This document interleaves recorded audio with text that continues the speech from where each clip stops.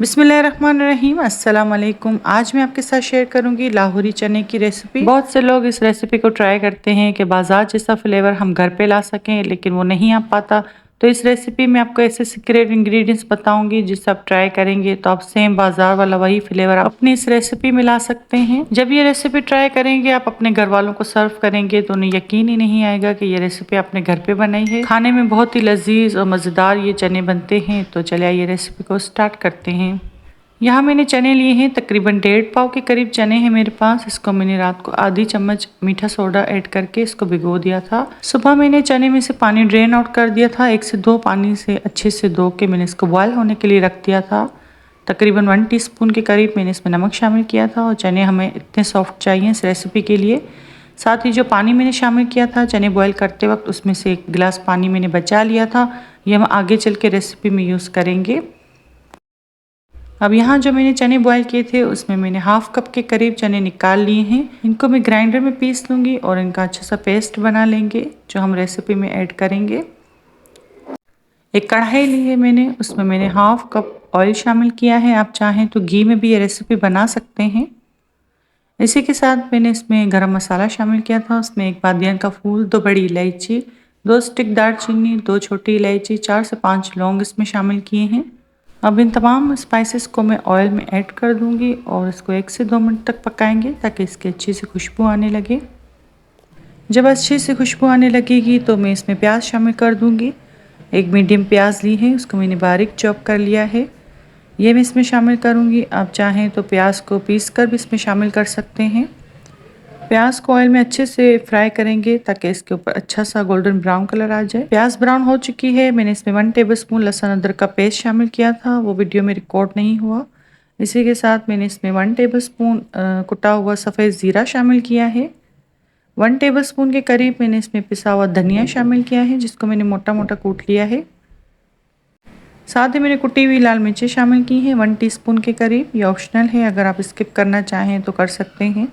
अब इन मसालों को मैं ऑयल में तकरीबन 1 मिनट के लिए पकाऊंगी।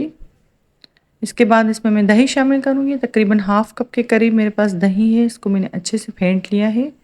ये मैंने इसमें शामिल कर दिया है। दही अपना पानी छोड़ेगा, इसमें मसाले हमारे अच्छे से भुन जाएंगे। अगर आप इसमें फ्रेश मसाले ऐड करेंगे तो इस रेसिपी का रिजल्ट बहुत ही अच्छा आएगा। मैंने इसमें सारे फ्रेश मसाले शामिल किए हैं।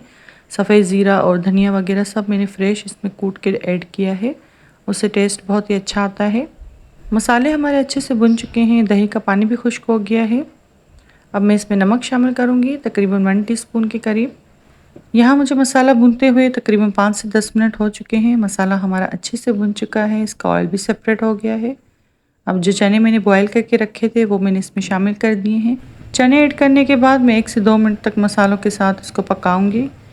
फिर इसमें चने का पेस्ट ऐड करेंगे। जो 1/2 कप चने मैंने निकाले थे उसको मैंने पेस्ट बना लिया था, ये मैं इसमें शामिल करूँगी। आप चाहें तो इस रेसिपी में आलू बॉयल करके भी ऐड कर सकते हैं। जब चने आप बॉयल करने रखें तो इसमें 1 आलू कट करके ऐड कर दीजिएगा और फिर इसका पेस्ट बना के इसमें शामिल कर दीजिएगा। इसी के साथ जो चने बॉयल करते वक्त मैंने पानी रखा था वो भी मैंने इसमें शामिल कर दिया है। इससे हमारे चने में टेस्ट बहुत ही अच्छा आएगा। जो पेस्ट हमने शामिल किया है उससे ग्रेवी हमारी काफ़ी गाढ़ी बनके तैयार होगी। जैसे कि आप वीडियो में देख सकते हैं, सेम वही टेक्सचर बनके तैयार हुआ है जो हम बाजार से लेके आते हैं।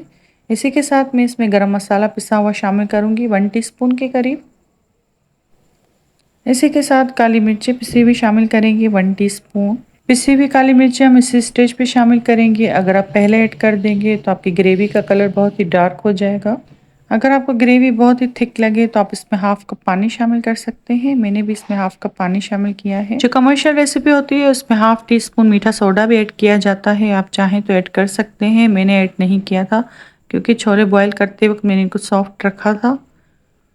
अब इसी के साथ मैं इसमें हरी मिर्चें शामिल करूंगी, तकरीबन 6 से 7 अदद। आप अपनी मर्ज़ी से शामिल करें, कम या ज़्यादा।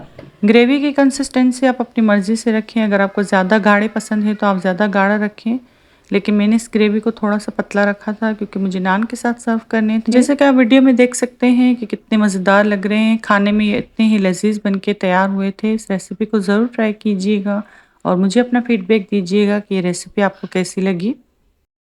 ये सारी चीज़ें शामिल करने के बाद मैंने इसका ढक कर 5 से 10 मिनट तक दम वाली आंच पे पकाया था। इसके बाद हम इसको डिश आउट करेंगे। मज़ेदार से लाहौरी चने हमारे रेडी है।